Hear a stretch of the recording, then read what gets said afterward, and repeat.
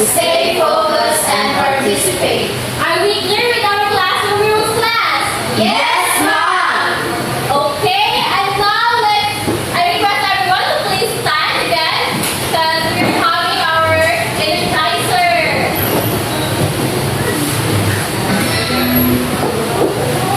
One, two, three,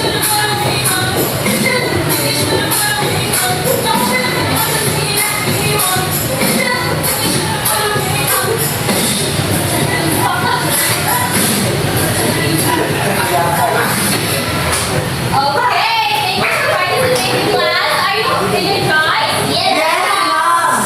That's good to hear. And now, let's have a review first. Last meeting, we discussed about passive and active voice. Who can recall about passive voice, class? Anyone? Anyone in the class?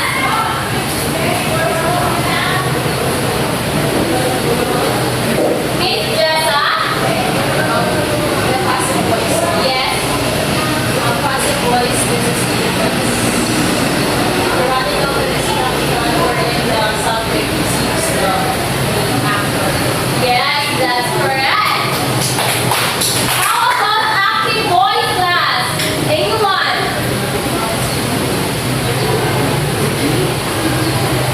Miss Princess? Active voice one is running over instruction wherein the subject is the one who is performing the action. That's correct. Passive voice, it is the person who receives the action. And the active voice, it is the person or the object performing the action. Are we clear about our, am I clear about our last discussion, class? Yes, ma'am. Now, let's proceed to our review activity. I have here a statement and you will identify if the given statement is active or passive voice. Am I clear? Yes, ma'am. Can we proceed? Yes, ma'am. Okay. Everyone, can you read number one? The cake was baked by my grandmother. Is it an active or passive voice? It's passive voice, ma'am. Very good. And I want to be clear of our classroom rules again. What is our classroom rules? Raise your hand to speak. Okay, I want you to raise your hand if you want to answer or if you want to speak. Am I clear again? Yes, ma'am. Let's proceed to number two. The The cat chased the mouse during dinner. Mr. Gabriel, Ma'am, I think the answer of the question number 2 is active voice. let's check your answer if it's active voice. Okay, let's give Mr. Garrido a nice clap. Nice. Okay, number three. The book The book was written by a famous author. It is an active or passive voice. Miss Charlie, I think ma'am it is passive voice. let's check with your answer. Very good.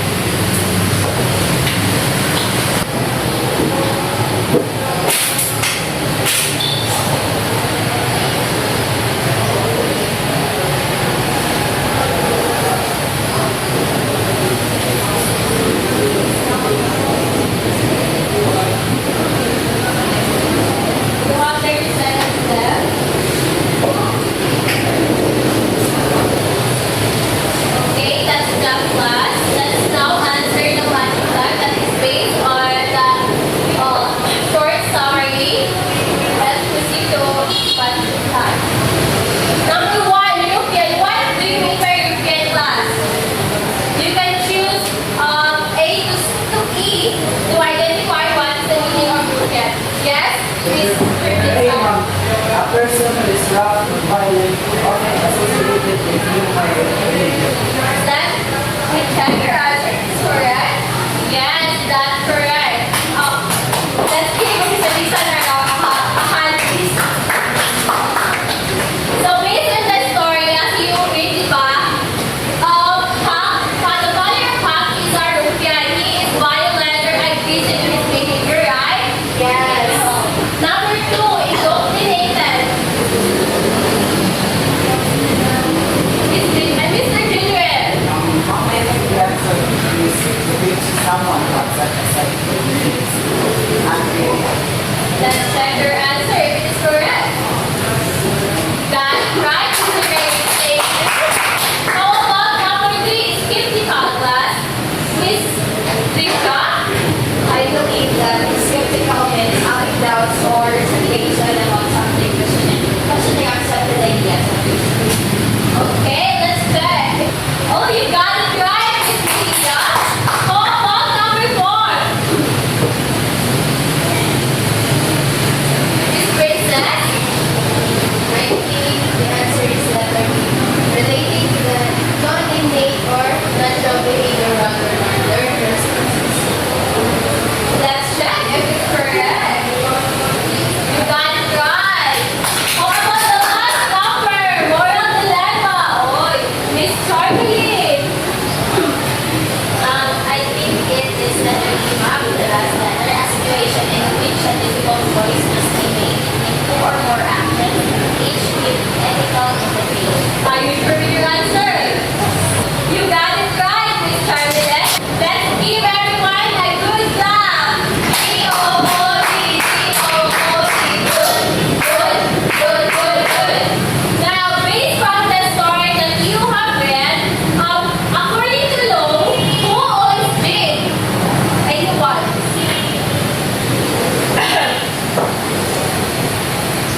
Yes, Miss Princess? Miss Watson. That's correct. Another one. Who attempts to reform HAC? How about you side, Mr. Guerrero? Louder your voice, please. Ma'am, it's Guido Douglas. Okay? Guido Douglas. That's correct.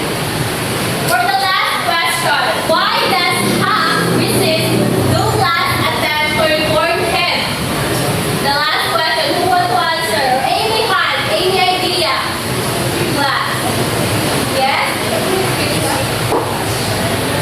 Why HAC resists to attempt Miss Douglas' reform? I think it's because he values his independence and wants to stand on himself, and also for self-reliance, and more likely he doesn't trust the social norms. Yes, very good. Let's keep with me. Nice clap. N-I-C-E, N-I-C-E. Nice. And now I will give the floor to my co-teacher, Ma'am Marjorie, to continue our discussion. Morning, class! Good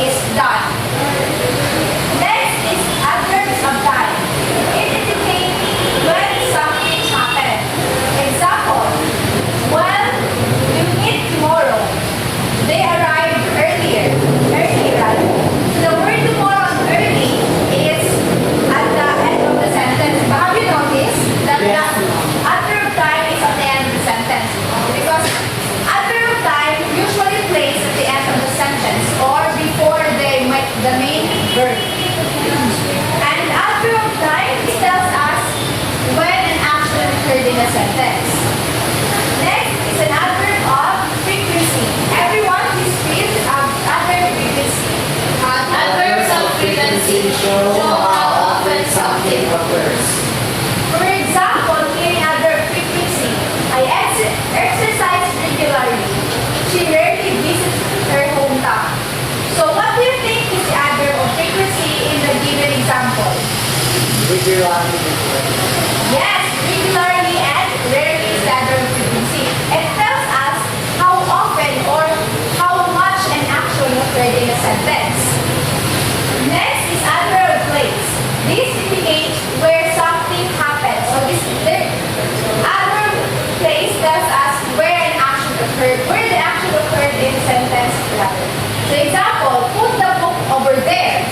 They are everywhere. So the word there and everywhere is an example of adverb of place. Last is an adverb of degree. These modified words, adjectives or other adverbs show extent.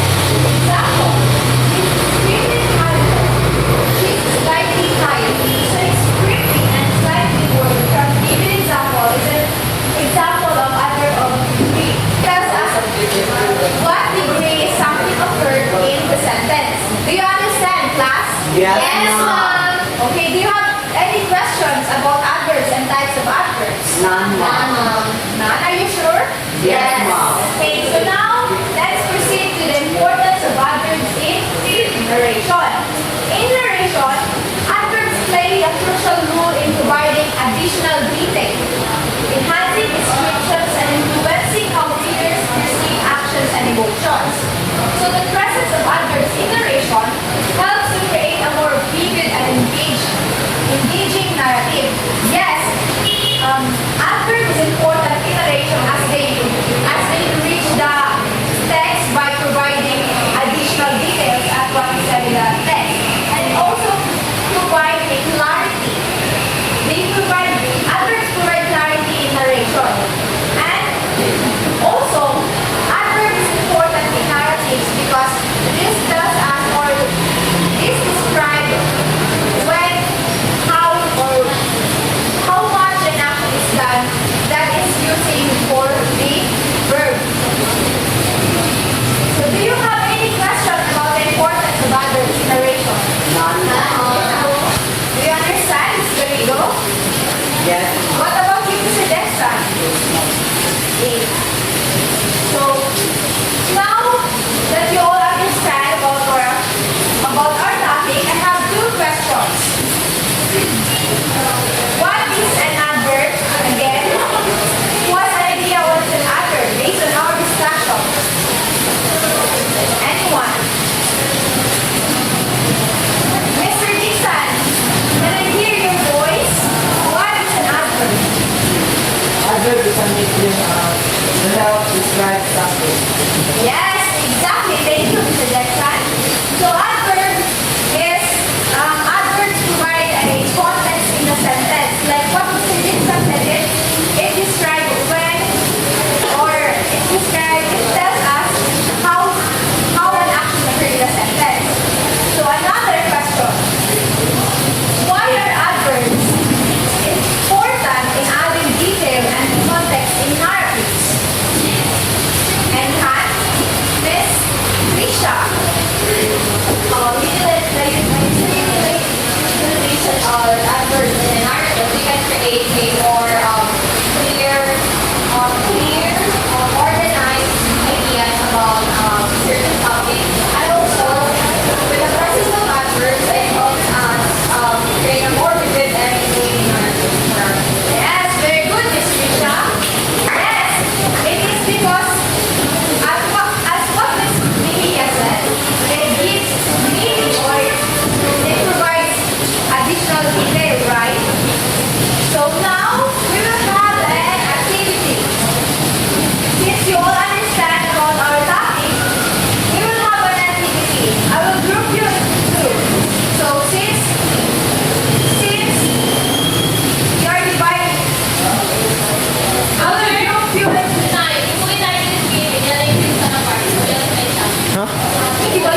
Asa okay, kun kalau ina. Ano?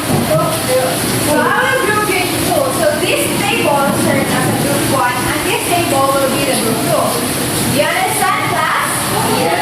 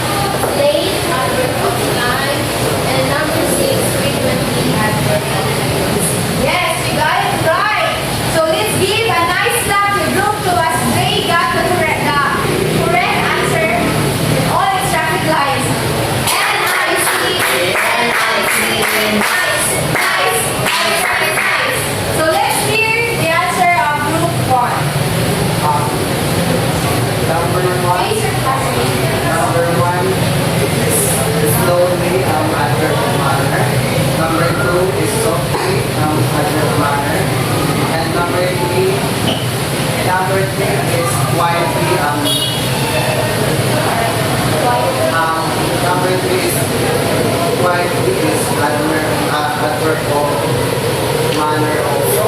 And number 4 is early is adverb of time. And number 5 is late. Adverb of time also. And number 6 is frequently is adverb of frequency. Yes, very good. So let's give a good clap to group 1.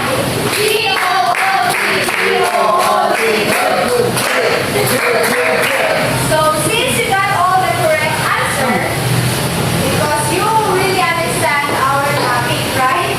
Yes, ma'am. So how was the activity? It was fun, mom. It was easy, right? Very easy, yes, very easy. Let's check the rubric. So for identification and accuracy, all adverbs is correct, right? Yes,